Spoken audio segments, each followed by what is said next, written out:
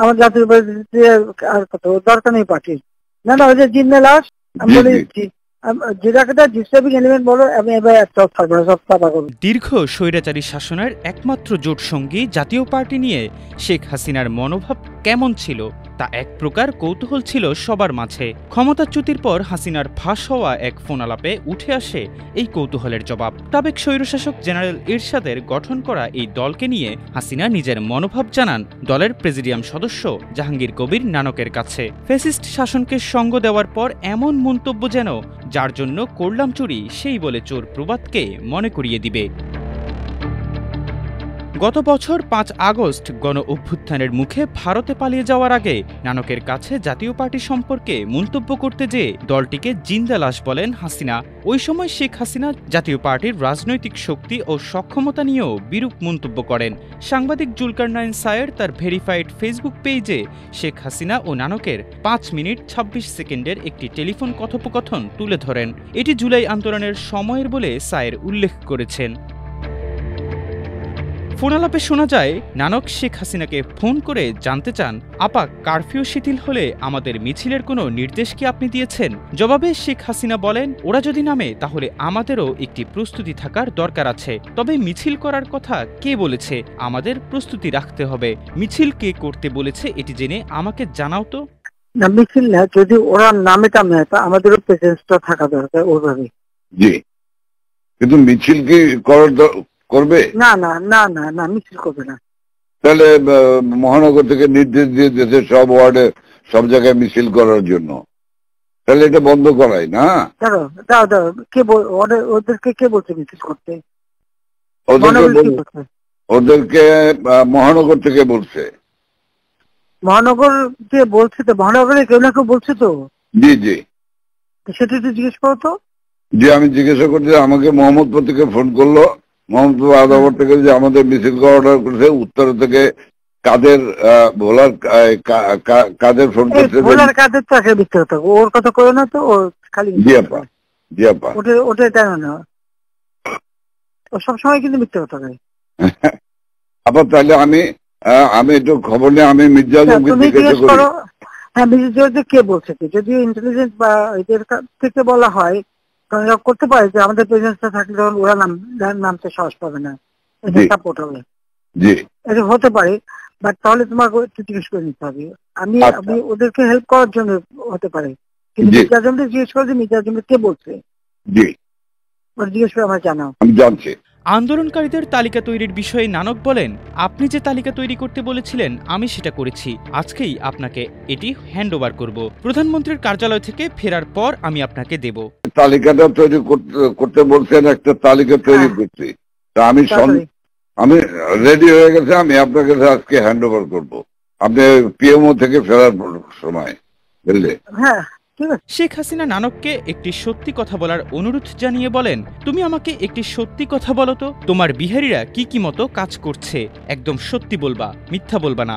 জবাবে নানক বলেন, ওদের ভূমিকা ভালো আপা, শুধু ওইখানে জাতীয় পার্টির সেন্টু একটি কালপ্রিট, ওর সঙ্গে আরো কিছু কালপ্রিট আছে। ও তো ওই এলাকার কাউন্সিলর, ও হলো সব অপকর্মের মূল। তুই আমাকে যেটা বলবো সত্যি কথা বলবো। জি বল। তোমার ওই মোহাম্মদপুরে যে বিহারি পড়ছিল, ওদের ভূমিকাটা কি? ওদের ভূমিকা ভালো আপা, শুধু এখানে সেন্টু কমিশনার আছে একটা, এই যে কালপিট জাতীয় পার্টির, হ্যাঁ, ও একটা কালপিট, ওর সঙ্গে কয়েকটা ছেলে আছে জাতীয় পার্টির সঙ্গে, ও তো ওই এলাকার কাউন্সিলর, ওর কাছ থেকে বেনিফিট নেয়। এই ছেলে, এই গুটি কয়েক ছেলে, ধরেন 15-20টা ছেলে, তারা সব আমাদের কথোপকথনের এই পর্যায়ে শেখ হাসিনা বলেন, তাহলে আজই ওকে পিক আপ করতে হবে, ওদের সবগুলোকে ধরে ফেলতে হবে। শেখ হাসিনার এই কথার জবাবে নানক বলেন, আপা সেন্টুকে ধরলে তো আবার জাতীয় পার্টি খেপে যাবে। নানকের এমন মন্তব্যের পর তাকে ধমক দিয়ে শেখ হাসিনা বলেন, জাতীয় পার্টি একটা জিন্দা লাশ, ওরা আবার কি খেপবে? বাহ, ওরা জিন্দা লাশ। কিন্তু সেন্টুরি ধরলে তো আবার জাতীয় পার্টি চাপবে। চুপ করো, জাতীয় পার্টির ক্ষেত্রে আমাদের কি আসে যায়? আচ্ছা, আমার জাতীয় পার্টিতে আর কত দরকার নেই পার্টির। না না, ওই যে জিন্না লাশ আমি বলে দিচ্ছি, যেটাকে ডিস্টার্বিং এলিমেন্ট বলো, আমি এবার একটা থাকবো না, সব চাপা করবো। জি আপা, জি আপা, একদম এবার ছাইকা ফেলতে হবে আপা। আমি তো বলছি ওই যে কুইল বস্তিতে সবগুলি যে ওখানে ঠুসে ওখানে থাকে, তোমার এই বিহারি বস্তিতে থাকে, আবার কিছুই না, সব জায়গায় একটু সার্চ করো, জি আপা, সার্চ করা। জি আপা, ব্লক রেড করতে হবে, চিরুনি অভিযান। সেটাই চলতেছে এখন, সেটা চলতেছে, কিন্তু সেই সাথে জি আপা, বাঁচতে যেমন তিনটি বাবরে বাবা, তাহলে ওরা পিক আপ করতে হবে।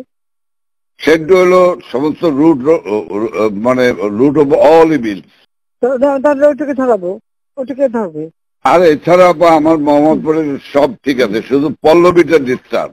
করাইল বস্তি ও বিহারি ক্যাম্পে চিরুনি অভিযান চালানোর নির্দেশ দিয়ে শেখ হাসিনা বলেন, দুষ্টগুলো সব অঘটন ঘটিয়ে বস্তিতে গিয়ে আশ্রয় নেয়, আমি এবার তাদের কাউকে ছাড়ব না, সবগুলোরে ধরে ফেলবো। নানক বলেন, জি আপা, একদম চিরুনি অভিযান চালাতে হবে। আজকে ওরা সব ক্যাম্পে নিয়ে পল্লবী সব নিয়ে মিটিং করতেছে। ওই নাসিম আলীর ছেলে হারুন, ও চলে আসছে রংপুর থেকে, ও চলে আসছে, ও মিটিং করতেছে। আজকে আইসা ও স্টেটমেন্ট করবে একটা। আমি বলছি তোমরা স্টেটমেন্ট করো, ওরা আজকে স্টেটমেন্ট করবে আপা। আর আমি ওইটা খবর নিয়ে আজমের কাছে খবর নিয়ে আমি আপনাকে জানাচ্ছি। শব্দ ডিস্ট্রিক্টে নাই, হ্যাঁ তুমি আমাকে ওইটা জানাও, ওইটা খুব দরকার। হ্যাঁ জি আপা, আচ্ছা জি জি। আমু ভাই 14 দলের মিটিং ডাকছে তার বাসায়, তো আমি যাব, আমাকে যেতে বলছে। আচ্ছা যাও। জি, কারণ সেদিন তো এটা খুব আমাদের ভালো হয়েছে, এদেরকে ইনভলভ করে যে করলাম না, নাহলে তো মানে এটা একটা বিশাল কাজ হয়েছে আপা। এবং তাদেরকে ওই সময়টাই কারফিউর কথা সিদ্ধান্ত নেওয়ায় ব্যাপারটা খুব ওভারঅল হয়ে গেছে, খুব ঐতিহাসিক ভালো কাজ হয়েছে।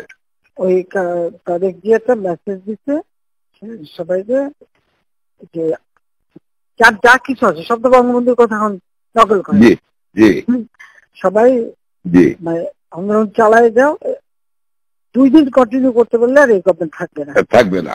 এহসান আব্দুল্লাহ, আমার দেশ।